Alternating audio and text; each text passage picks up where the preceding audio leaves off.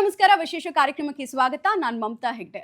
ವೀಕ್ಷಕರೇ, ಅಕ್ಟೋಬರ್ 2ನೇ ತಾರೀಕು ವಿಜಯದಶಮಿ ನಮ್ಮೆಲ್ರಿಗೂ ಗೊತ್ತಿದೆ. ಸೊ ಹಬ್ಬದ ಸಂಭ್ರಮದಲ್ಲಿರುವಂತಹ ಕನ್ನಡಿಗರಿಗೆ, ಇನ್ಫ್ಯಾಕ್ಟ್ ಇಡೀ ಭಾರತೀಯರಿಗೆ ಇನ್ನೊಂದು ಸಂಭ್ರಮ ಅಂತ ಹೇಳಿದ್ರೆ ಅದು ಕಾಂತಾರ ಚಾಪ್ಟರ್ 1. ಕಾಂತಾರ ಮೂಲಕ ಒಂದು ಗ್ಲೋಬಲ್ ಫೆನೋಮೆನಾ ಹೇಗಿರುತ್ತೆ ಅನ್ನೋದನ್ನ ಅತ್ಯಂತ ಅದ್ಭುತವಾಗಿ, ಮನೋಜ್ಞವಾಗಿ ಹೊಸ ಮನ್ವಂತರಕ್ಕೆ ಸಾಕ್ಷಿಯಾಗಿದ್ದು ಕಾಂತಾರ. ಈಗ ಕಾಂತಾರ ಚಾಪ್ಟರ್ 1 ಕೂಡ ಅಷ್ಟೇ ಗ್ರಿಪ್ಪಿಂಗ್ ಆಗಿ ಕಾಣಿಸ್ತಾ ಇದೆ. ಟ್ರೇಲರ್ ಮತ್ತು ಸಾಂಗ್ಸ್ ನೋಡ್ತಾ ಇದ್ರೆ ಇನ್ನೂ ಗಾಢವಾಗಿ ಕಾಂತಾರ ವರ್ಲ್ಡ್ಗೆ ನಮ್ಮನ್ನು ಕರ್ಕೊಂಡು ಹೋಗ್ತೀವಿ ಅಂತ ಆಲ್ರೆಡಿ ರಿಷಬ್ ಶೆಟ್ಟರ್ ಟೀಮ್ ಹೇಳ್ತಾ ಇದೆ. ಹಾಗಾದ್ರೆ ಹೊಂಬಾಳೆ ಫಿಲ್ಮ್ಸ್ನ ಅದ್ಭುತ ಮೇಕಿಂಗ್ ಹೇಗಿತ್ತು ಮತ್ತು ಸಿನಿಮಾದಲ್ಲಿ ಹಲವು ಜಿಜ್ಞಾಸೆಗಳಿದೆ. ಇವರು ಕಾಲ್ಪನಿಕ ಕಥೆಯನ್ನು ಹೇಳೋದಕ್ಕೆ ಹೊರಟಿದಾರ ಅಥವಾ ಐತಿಹಾಸಿಕ ಕಥೆಯನ್ನು ಹೇಳೋದಕ್ಕೆ ಹೊರಟಿದಾರ ಅಥವಾ ಎರಡನ್ನೂ ಮಿಕ್ಸ್ ಮಾಡಿ ಯಾವ್ದಾದ್ರು ಒಂದು ಸಂದೇಶವನ್ನು ಕೊಡ್ತಾ ಇದಾರ? ಎಲ್ಲಾ ಪ್ರಶ್ನೆಗಳಿಗೂ ಉತ್ತರವನ್ನ ಕೊಡೋದಕ್ಕೆ ಸ್ವತಃ ರಿಷಬ್ ಶೆಟ್ರೆ ಇದ್ದಾರೆ. Hi sir, welcome to the show. Thank you. ಅದೇ ರೀತಿ ಚಂದನವನದ ಚಂದನದ ಗೊಂಬೆ ಇನ್ಫ್ಯಾಕ್ಟ್ ತಮ್ಮ ಪಾತ್ರಗಳ ಮೂಲಕ ಒಂದು ಪವರ್ಫುಲ್ ಇಂಪ್ಯಾಕ್ಟ್ ಅನ್ನ ಕೊಟ್ಟಿದ್ದಾರೆ. ಇಲ್ಲಿ ಟ್ರೇಲರ್ ನೋಡಿದ್ಮೇಲಂತೂ ನಮ್ಮ ಸ್ಯಾಂಡಲ್ವುಡ್ಗೆ ಮಹಾರಾಣಿ ಸಿಕ್ಕಿದ್ದಾರೆ ಅಂತ ಅನಿಸ್ತಾ ಇತ್ತು. ಅಷ್ಟೊಂದು ಬ್ಯೂಟಿಫುಲ್ ಆಗಿ ಕಾಣಿಸ್ತಾ ಇದ್ರು. ರುಕ್ಮಿಣಿ ವಸಂತ್ ಅವರು ಕೂಡ ನಮ್ಮ ಜೊತೆಗಿದ್ದಾರೆ. ಅವರು ಕೂಡ ಕಾರ್ಯಕ್ರಮಕ್ಕೆ ಸ್ವಾಗತಿಸ್ತಾ ಇದ್ದೀನಿ. ಹಾಯ್ ರುಕ್ಮಿಣಿ. ನಮಸ್ಕಾರ ಮಮತಾ ಅವರೇ, thank you so much. Okay sir, ನಿಮ್ಮಿಂದ ಸ್ಟಾರ್ಟ್ ಮಾಡೋಣ. ಸೊ ನ್ಯಾಷನಲ್ ಅವಾರ್ಡ್, ಇನ್ನೊಂದು ನ್ಯಾಷನಲ್ ಅವಾರ್ಡ್ ಆನ್ ದ ವೇನಲ್ಲಿ ಇದೆ ಅಂತ ಅನಿಸ್ತಾ ಇದೆ ನನಗೆ. ಟ್ರೇಲರ್ ಮತ್ತು ಡಿವೋಷನಲ್ ಸಾಂಗ್ ಇರ್ಬೋದು, ಈಗ ರೆಬಲ್ ಸಾಂಗ್ ನೋಡ್ತಾ ಇದ್ದೆ ನಾನು. ಇನ್ನೊಂದು ನ್ಯಾಷನಲ್ ಅವಾರ್ಡ್ ಜಾಗ ಎಲ್ಲ ರೆಡಿ ಮಾಡಿದ್ದೀರಾ ಇಡೋದಕ್ಕೆ?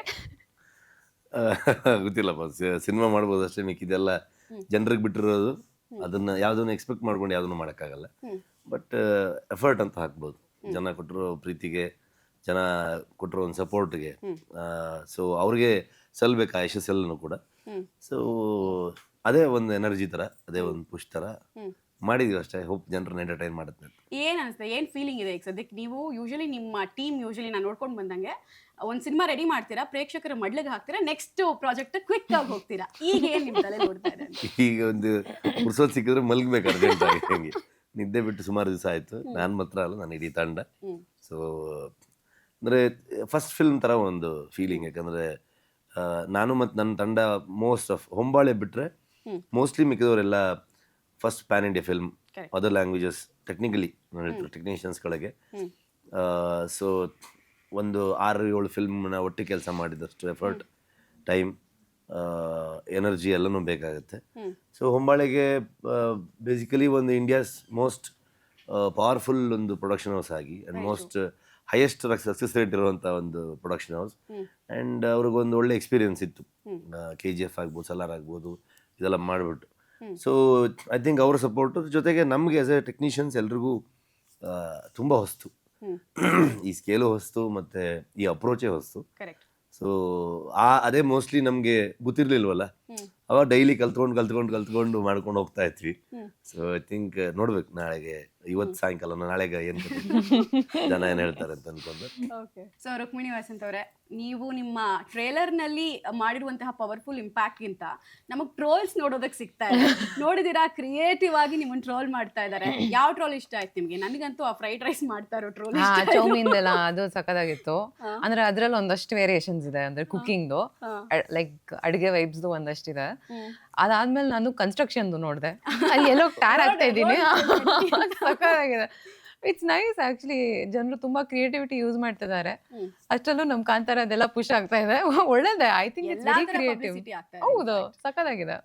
ಇನ್ಫ್ಯಾಕ್ಟ್ ಸರ್, ನಾನು ಅಬ್ಸರ್ವ್ ಮಾಡ್ತಾ ಇದ್ದೆ ಅಂದ್ರೆ ಇಲ್ಲಿಗೆ ಬರೋ ತನಕ ನೀವು ಪ್ರಮೋಷನಲ್ ಆಕ್ಟಿವಿಟೀಸ್ ಮಾಡಿ ಜನರನ್ನ ರೀಚ್ ಆಗೋದಕ್ಕಿಂತ ಜನ ಆಲ್ರೆಡಿ ರೆಡಿ ಆಗ್ಬಿಟ್ಟಿದ್ದಾರೆ. ನಮ್ಮ ಸಿನಿಮಾ ಬರ್ತಾ ಇದೆ, ಇವರು ಹೇಳ್ತಾರೋ ಬಿಡ್ತಾರೋ, ನಾವಂತೂ ಪ್ರಮೋಷನಲ್ ಆಕ್ಟಿವಿಟೀಸ್ ಅಲ್ಲಿ ತೊಡಗ್ತೀವಿ. ಕರೆಕ್ಟ್ ಅಲ್ವಾ? ಅಂದರೆ ಈಗ ನಾವೇನು ಮಾಡಿದೀವಿ ಅಂತ ಬೇಕಲ್ಲ. First of all last time ಕೂಡ ಮಾಡಿದ ಸಿನಿಮಾ ಕನ್ನಡ ಅಂತ ಅಂದ್ಕೊಂಡ್ವಿ. ಆ್ಯಂಡ್ ಅದನ್ನು ತೊಗೊಂಡು ಹೋಗಿ ಪ್ಯಾನ್ ಇಂಡಿಯಾ ಲೆವೆಲ್ಗೆ ತೊಗೊಂಡೋದ್ರು.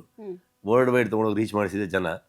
ಸೊ ಇನ್ನೂ ಬೇಕು, ಇನ್ನೊಂದು ಮಾಡಬೇಕು, ಇನ್ನೊಂದು ನೋಡ್ಬೇಕು ನಾವು ಅಂತೇಳಿ ಆಸೆ ಪಟ್ಟಿದ್ದು ಅವರೇ. ಸೊ ನಾವು ಈ ಥರದೊಂದು ಸಿನಿಮಾ ಅಪ್ರೋಚ್ ಆಗ್ಬೇಕಂತ ಅಂದ್ಕೊಂಡು ಹೋಗೋದಕ್ಕೆ ನಮಗೆ ಪುಷ್ ಕೊಟ್ಟಿದ್ದು ಅವರೇ. ಸೊ ಇದೆಲ್ಲ ಆಗಿ ಮಾಡಿಕೊಂಡು ತೊಗೊಂಡು ಬರೋ ಹೊತ್ತಿಗೆ ನಮಗೆ ಈಗ ಒಂದು ತುಂಬ ಕಷ್ಟ. ಯಾವುದೇ ಈ ಸ್ಕೇಲಲ್ಲಿ ಅಥವಾ ಒಂದು ಪ್ಯಾನ್ ಇಂಡಿಯಾ ಫಿಲ್ಮ್ ಇಷ್ಟು ಲ್ಯಾಂಗ್ವೇಜಸ್ ಮಾಡಿದಾಗ ಹೇಳಿರೋ ಡೇಟಲ್ಲಿ ಬರೋದು ತುಂಬ ಕಷ್ಟ. ಸೊ ಆ ಪ್ರಾಮಿಸ್ನ ನಾವು ಉಳಿಸ್ಕೋಬೇಕಾಗಿತ್ತು. ಒಂದು ಅಂದರೆ ಈ ಡೇಟ್ ಕೇಳಿದ್ದೀನೋ ಆ ಡೇಟಿಗೆ ಬರಬೇಕನ್ನೋ ಒಂದು ಕಮಿಟ್ಮೆಂಟ್ ಅದು. But it was not so easy. ತುಂಬ ಹೆಕ್ಟಿಕ್, ತುಂಬ ಹೆವಿ, ತುಂಬ ಕಷ್ಟ ಆಯ್ತು ಅದರಿಂದ. ನಾವು ಆರಾಮಾಗಿ ಮುಂದೆ ಹೋಗ್ಬಿಟ್ಟಿದ್ರೆ ನಮ್ಗೆ ಸ್ವಲ್ಪ ಈಸಿ ಆಗಿರ್ಬೋದು. ಅಂತ ಈಸಿ ಇನ್ ದ ಸೆನ್ಸ್ ನೆಮ್ಮದಿಯಾಗಿ ಕೆಲಸ ಮಾಡ್ಬೋದು ಅಂತ ಹೇಳ್ಬೋದೇನು. ಸೊ ಅವರೇ ಅದ್ರ ಬಗ್ಗೆ ಚರ್ಚೆ ಮಾತಾಡ್ತಿದ್ದು, ಎಕ್ಸ್ಪೆಕ್ಟೇಷನ್ ಎಲ್ಲ ಜನರೇ ಮಾಡಿದ್ದು. ಇವತ್ತು ಪ್ರಮೋಷನ್ ಅವರೇ ಮಾಡ್ತಿರೋದು. ಐ ಥಿಂಕ್ ಅದೇ ಯಾವತ್ತು ಬ್ಯೂಟಿ ಅಂತ ಅನ್ಕೊಳ್ತೀನಿ ನಾನು. ವೆರಿ ಜನರಿಗೆ ಇಷ್ಟ ಆಗಬೇಕು, ಜನರಿಗೆ ಚರ್ಚೆಗೆ ಬರಬೇಕದು, ಜನ ಅದ್ರ ಬಗ್ಗೆ ಮಾತಾಡಬೇಕು. ಎಲ್ಲ ಕಲಾವಿದರು ಆಸೆ ಪಡೋದು ಅದನ್ನೇ, ಅವ್ರು ಮಾಡಿದ ಕೆಲಸದ ಬಗ್ಗೆ ಜನ ಮಾತಾಡಬೇಕು ಅನ್ನೋ ಥರದ್ದು ಯೋಚನೆ. ಕರೆಕ್ಟ್. ಅದು ಮಾಡಿದಾಗ ಒಂಥರ ಖುಷಿ. ಸೊ ನಮಗೆ ಪ್ರಮೋಷನ್ ಮಾಡೋಕ್ಕಾಗಿಲ್ಲ, ಸಂಘ ಗೌರ್ ಮಾಡಿದ್ದಾರೆ, thank you. Okay fine. Sir, ಈಗ ನಾನು ಟ್ರೇಲರ್ ನೋಡ್ತಿದ್ದಾಗ ನನ್ಗೆ ಅನ್ಸಿದ್ದು ಇವರು ತುಳುನಾಡಿನ ದೈವಗಳು ಹೇಗೆ ಸೃಷ್ಟಿಯಾಗಿದ್ದು ಅನ್ನೋದನ್ನ ಹೇಳೋದಕ್ಕೆ ಹೊರಟಿದ್ದಾರಾ ಅಥವಾ ಬೆರ್ಮೇರ್ ಬಗ್ಗೆ ಮಾತ್ರ ಹೇಳೋದಕ್ಕೆ ಹೊರಟಿದಾರಂತ? ಬೆರ್ಮೇರ್ ಅಂದ್ರೆ ವೀಕ್ಷಕರೇ, ನಮ್ಮ ತುಳುನಾಡಿನ ಒಂದು ನಂಬಿಕೆ ಏನಂದ್ರೆ ಎಲ್ಲಾ ದೈವಗಳನ್ನ ಸೃಷ್ಟಿ ಮಾಡಿದ್ದು ಬೆರ್ಮೇರ್ ಅಂತ. ಇಲ್ಲಿ ಬೆರ್ಮೇರ್ ಬಗ್ಗೆ ಹೇಳ್ತೀರಾ ಅಥವಾ ಬೆರ್ಮೆ ಬಗ್ಗೆ ಹೇಳ್ತೀರಾ? ಬೆರ್ಮೆ ಅಂದ್ರೆ ಒಬ್ಬ ರಕ್ಷಕ ಅಂತಾರೆ, ನಾವು ನಂಬ್ತೀವಿ ಅಂತ ತುಳುನಾಡಿನಲ್ಲಿ ನಂಬ್ತೀವಿ. ಯಾರ ಬಗ್ಗೆ ನೀವು ಹೇಳಕ್ ಹೊರಟಿರಿ? ಸಿನಿಮಾ ಎಲ್ಲ ಇಲ್ಲೇ ಹೇಳ್ಬಿಟ್ರೆ ಹೆಂಗೆ ಅಂತೀವಿ. ಒಂದು ಚಿಕ್ಕದೊಂದು ಕುತೂಹಲ, ಬೆರ್ಮೇರ ಬೆರ್ಮೆ. ಕಾಂತಾರ ಅನ್ನೋದು ಖಂಡಿತವಾಗ್ಲೂ ಆ ಕಾಡು, ಕಾಡಿನ ಜನರು, ಸಮುದಾಯಗಳು, ದೈವ, ನಮ್ಮ ನಂಬಿಕೆ, ನಮ್ಮ ನೇಚರ್ ವರ್ಷಿಪಿಂಗ್ ಬಗ್ಗೆ ಆಗ್ಬೋದು, ಮನುಷ್ಯ ಮತ್ತು ಪ್ರಕೃತಿ ನಡುವಿನ ಸಂಘರ್ಷ, ಇವೆಲ್ಲ ವಿಚಾರದ ಮೇಲೆ ಇರುತ್ತೆ. ಆಬ್ವಿಯಸ್ ಆಗಿ ನಾವು ಅದರಿಂದ ಆಚೆ ಬರೋಕ್ಕಾಗಲ್ವಲ್ಲ, ಒಂದು ಸೈನ್ಸ್ ಫಿಕ್ಷನ್ ಮಾಡೋಕ್ಕಾಗಲ್ಲ ಕಾಂತಾರನ ಇಟ್ಕೊಂಡು. ಸೊ ಅದನ್ನ ಬಿಟ್ಟು ಬೇರೆ ಏನು ಬೇಕಾದ್ರೆ ಮಾಡ್ಬೋದು ಅನ್ನೋ ಥರದಲ್ಲಿ. ಸೊ ಹಂಗೆ ನೋಡ ಗೊತ್ತಾಗುತ್ತಲ್ಲ, ಇನ್ನೇನು ಜಾಸ್ತಿ ಟೈಮ್ ಇಲ್ವಲ್ಲ, ಬಂದೇ ಬಿಡ್ತು. ಸೊ ನಿಮ್ಮ ಪಾತ್ರದ ಬಗ್ಗೆ ಹೇಳಿ ರುಕ್ಮಿಣಿ. ಯು ಲುಕ್ ಲೈಕ್ ಜಾ ಡ್ರಾಪಿಂಗ್ ಗಾರ್ಜಿಯಸ್ ಅಂತ ಹೇಳ್ತೀವಲ್ಲ ನಾವು ಇಂಗ್ಲೀಷ್ನಲ್ಲಿ, ಅಂದರೆ ತುಂಬ ಅದ್ಭುತವಾಗಿ, ಅಂದರೆ ಬ್ಯೂಟಿಗೆ ನೆಕ್ಸ್ಟ್ ಇನ್ನೊಂದು ಹೆಸರೇ ನೀವು ಅನ್ನೋ ಥರ ಕಾಣಿಸ್ತೀರಾ. ಸೊ ನಿಮ್ಮ ಪಾತ್ರದ ಬಗ್ಗೆ ಹೇಳಿ, ಹೌ ಪವರ್ಫುಲ್ ಇಟ್ ಇಸ್ ಅಂತ. ಅಲ್ಲ, ಆ ರೆಪ್ರೆಸೆಂಟೇಷನ್ಗೆ ಪ್ರಗತಿ ಅವ್ರಿಗೆ ತುಂಬ ಥ್ಯಾಂಕ್ಸ್ ಹೇಳಬೇಕು. ಬಿಕಾಸ್ ಅವ್ರು ತುಂಬ ರಿಸರ್ಚ್ ಮಾಡಿಬಿಟ್ಟು ಅಂದರೆ ಇದು ಟೆಂಪಲ್ಸಲ್ಲಿ ಕಾರ್ವಿಂಗ್ಸ್ ಎಲ್ಲ ನೋಡಿಕೊಂಡು, ಬಿಕಾಸ್ ಅಂದರೆ ಈ 4th 5th ಸೆಂಚುರಿಯಲ್ಲಿ ಸೆಟ್ ಆಗಿರೋದ್ರಿಂದ ಜಾಸ್ತಿ ರೆಫರೆನ್ಸಸ್ ಇರಲಿಲ್ಲ. ಸೊ ಅದನ್ನೆಲ್ಲ ನೋಡಿಕೊಂಡು ಅದರಿಂದ ರಿಸರ್ಚ್ ಮಾಡಿ ನಮ್ಮ ಈ ಪ್ರಪಂಚಕ್ಕೆ ಏನು ಚೆನ್ನಾಗಿರ್ಬೋದು ಅಂತ ಸಿಕ್ಕಾಪಟ್ಟೆ ರಿಸರ್ಚ್ ಮಾಡಿದರು. ಸೊ ಆ ಬ್ಯೂಟಿ ಅವರೇ ಸೃಷ್ಟಿ ಮಾಡಿರೋದು. ಪಾತ್ರದ ಬಗ್ಗೆ ಜಾಸ್ತಿ ಏನು ಹೇಳೋಕ್ಕೆ ಹೋಗಲ್ಲ ನಾನು. ಟ್ರೇಲರಿಂದ ನಿಮಗೆ ಗೊತ್ತಾಗಿರುತ್ತೆ, ಇಟ್ಸ್ ಯುವರಾಣಿ ಕನಕಾವತಿ ಅಂತ.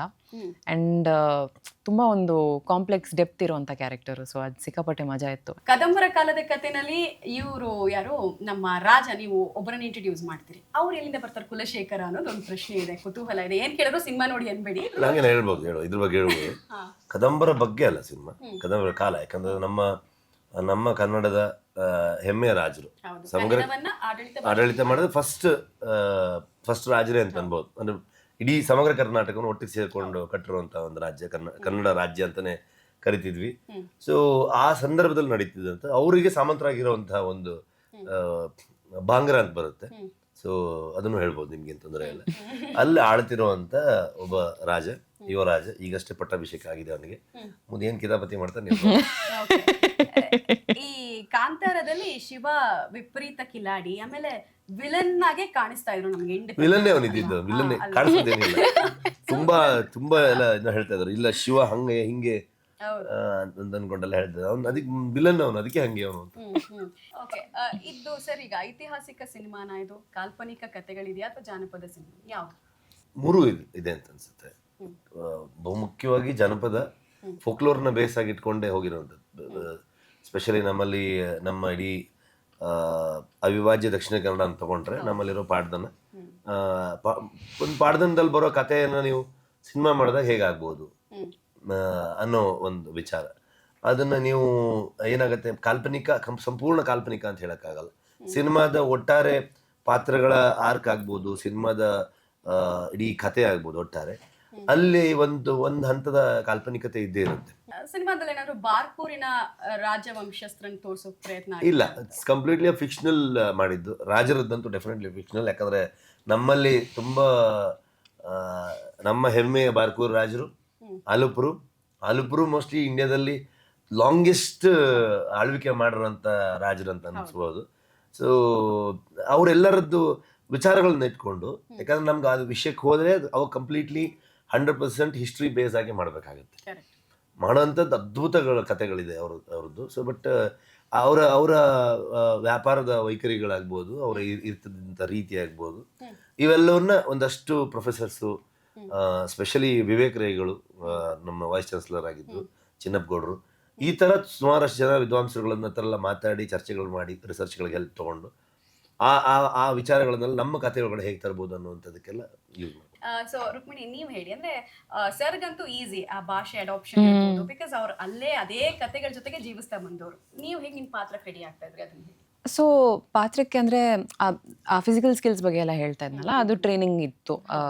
ಇವರು ಟೀಚರ್ಸ್ ಇದ್ದರು, ಹೇಳ್ಕೊಡ್ತಾ ಇದ್ರು ಅದೆಲ್ಲ. ಡೈಲೆಕ್ಟ್ ಸ್ವಲ್ಪ I had to work on it. But I think ಅದು ನಾವು ಕುಂದಾಪುರದಲ್ಲೇ ಶೂಟ್ ಮಾಡಿದ್ದು ಅಥವಾ ಕೆರಡಿ ಹತ್ರ ಎಲ್ಲ ಶೂಟ್ ಮಾಡಿದ್ದು, ಅದು ತುಂಬ ಹೆಲ್ಪ್ ಆಯಿತು. ಬಿಕಾಸ್ ನಾವು ಆ ಒಂದು ಊರು, ಆ ಡಿಸ್ಟ್ರಿಕ್ಟಲ್ಲೇ ಇಮರ್ಸ್ ಆಗಿಬಿಟ್ರೆ, ಅಂದರೆ ಎಲ್ಲರೂ ಸುತ್ತಮುತ್ತ ಆ ಥರ ಡೈಲೆಕ್ಟಲ್ಲೇ ಮಾತಾಡ್ತಿರ್ತಾರೆ. ಸೊ ನಾವು ಶೂಟಿಂಗ್ ಅಲ್ಲದೆ ಕೂಡ ಜಸ್ಟ್ ಜನರಲಿ ಅಲ್ಲಿ ಕೂತಿದ್ದಾಗ ಅಥವಾ ಆಫ್ ಡೇಸಲ್ಲಿ ಎಲ್ಲ ಅದೇ ಆ್ಯಕ್ಸೆಂಟ್ನ ಕೇಳ್ತಾ ಇರ್ತೀವಿ. ಸೊ ಅದು ಅಭ್ಯಾಸ ಆಗೋಗುತ್ತೆ. ಸೊ ಐ ಥಿಂಕ್ ಅಲ್ಲಿ ಪೂರ್ತಿಯಾಗಿ ಅಲ್ಲೇ ಶೂಟ್ ಮಾಡಿದ್ದು ಸಿಕ್ಕಾಪಟ್ಟೆ ಹೆಲ್ಪ್ ಆಯಿತು ನನಗೆ ಆ ಡೈಲೆಕ್ಟ್ ವಿಷಯದಲ್ಲಿ. ನೈಸ್. ಸೊ ಟಫೆಸ್ಟ್ ಪಾರ್ಟ್ ಅಂತ ಅಂದರೆ ನೀವು ಆಲ್ಮೋಸ್ಟ್ ನಾನು ಪ್ರೆಸ್ ಮೀಟು ಇಂಟರ್ವ್ಯೂನೆಲ್ಲ ನೋಡಿದೆ, ತುಂಬ ನಿಯರ್ಲಿ ಡೆತ್ ಎಕ್ಸ್ಪೀರಿಯನ್ಸ್ ಆಗಿ ವಾಪಸ್ ಬಂದಿದ್ದೀನಿ, ಯಾರೋ ನನ್ನನ್ನು ಹಿಂದೆ ರಕ್ಷಿಸ್ತಾ ಇದ್ರು ಅಂತ. ಬಟ್ ಎಲ್ಲೂ ಹೇಳಿಲ್ಲ ನೀವು ಏನಾಯಿತು ಅಂತ. ಎಲ್ಲಿ ಹೇಳೋದಿಲ್ಲ ಎಲ್ಲಿ ಹೇಳೋದಿಲ್ಲ. ಅದು ತುಂಬಾ ನರೇಟಿವ್ ಸೆಟ್ ಆಗ್ಬಿಡ್ತು. ಅಂದ್ರೆ ಮೀಡಿಯಾ ಅಲ್ಲಿ ಇಲ್ಲಿ ಆರ್ಟಿಕಲ್ ಬರ್ತಿದ್ದು, ನಮ್ಗೊಂದು 3-4 ದಿವಸ ಆದ್ಮೇಲೆ ಗೊತ್ತಾಗ್ತಿತ್ತು ಯಾರು ಕಳಿಸ್ತಾ ಇದ್, ನಾವೆಲ್ಲ ನೆಟ್ವರ್ಕ್ ಇರ್ತಿದ್ವಿ.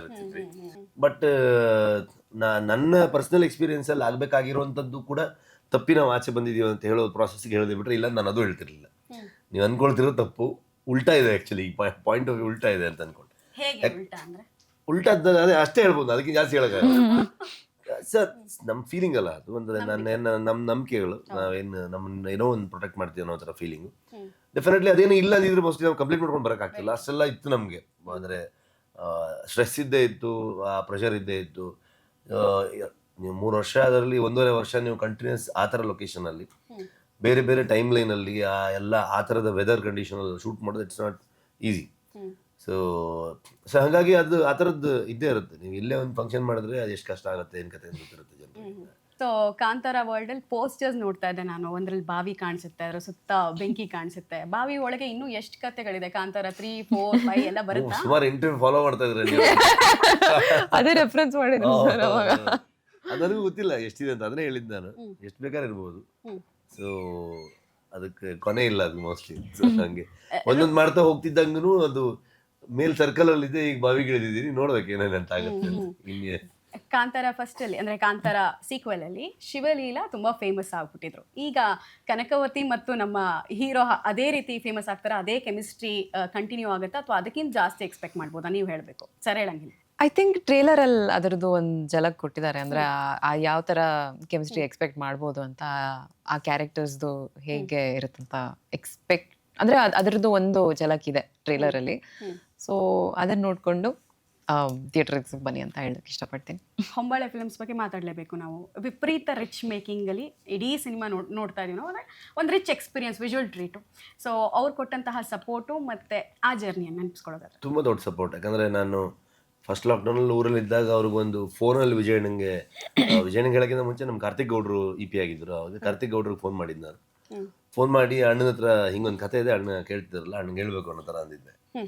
ನೆಕ್ಸ್ಟ್ ಡೇ ಅವರು ವಿಜಯಣ್ಣಂಗೆ ವಿಷಯ ಹೇಳಿದ್ರು. ವಿಜಯಣ್ಣ ಜೊತೆ ನಾನು ಮಾತಾಡಿದಾಗ ಐ ಥಿಂಕ್ 2 ನಿಮಿಷ ನಾನು ಕತೆ ಹೇಳಿದ್ರು ಅವ್ರಿಗೆ. 2 ನಿಮಿಷ ಹೇಳಿ ಅವ್ರಿಗೆ ಗೋ ಹೆಡ್ ಅಂತ ಅಂದ್ಬಿಟ್ರು ಕತೆ ಕೇಳ್ಕೊಂಡು. ಆ್ಯಂಡ್ ಅಲ್ಲಿಂದ ಶುರುವಾಗಿರೋ ನಮ್ಮ ಜರ್ನಿ. ಅಂದರೆ ಅವರೊಂದು normal producer in the sense, normally ಏನಾಗುತ್ತೆ, ದುಡ್ಡು ಹಾಕೋರು ಪ್ರೊಡ್ಯೂಸರ್ ಆಗಕ್ಕಾಗಲ್ಲ ಯಾವತ್ತು. ಸಿನಿಮಾ ಜೊತೆಗೆ ನಾವೆಲ್ಲ ಕಲಾವಿದರುಗಳಾಗಲಿ, ತಂತ್ರಜ್ಞರಾಗಲಿ, ಇಡೀ ತಂಡ ಹೆಂಗೆ ಕೆಲಸ ಮಾಡ್ತೀವೋ ಪ್ರೊಡ್ಯೂಸರ್ಗೂ ಅಷ್ಟೇ ರೆಸ್ಪಾನ್ಸಿಬಿಲಿಟಿ ಇರೋಂಥದ್ದು ಇರುತ್ತೆ. ಸೊ ಇನ್ ಟರ್ಮ್ಸ್ ಆಫ್ ಜನರಿಗೆ ಸಿನಿಮಾನ ತಲುಪಿಸೋದು ಮತ್ತು ಸಿನಿಮಾನ ಒಂದು ಅಕೊಮಡೇಟ್ ಮಾಡೋದಿದೆಯಲ್ಲ, ಸರಿಯಾದ ಜಾಗಗಳಲ್ಲಿ, ಸರಿಯಾದ ಥಿಯೇಟರ್ಗಳಲ್ಲಿ ರಿಲೀಸ್ ಮಾಡೋಂಥದ್ದು, ಆಮೇಲೆ ಸರಿಯಾದ ಸಮಯದಲ್ಲಿ. ಸೊ ಆ ವಿಷಯದಲ್ಲಿ ಹೊಂಬಾಳೆ ತುಂಬ ಅದ್ಭುತ ಎಕ್ಸ್ಪೀರಿಯನ್ಸ್ ಆಗಿದೆ ಅವ್ರಿಗೂ ಕೂಡ. ತುಂಬ ಸಿನಿಮಾಗಳದ್ದು ಅನುಭವಗಳು. ಮತ್ತು ಪ್ಯಾನ್ ಇಂಡಿಯಾ ಲೆವೆಲ್ಗೆ ಸಿನಿಮಾ ವರ್ಲ್ಡ್ ವೈಡ್ ತೊಗೊಂಡೋಗಿ ತಲುಪಿಸೋದು ಹೆಂಗೆ ಅಂತ ಗೊತ್ತು ಅವ್ರಿಗೆ.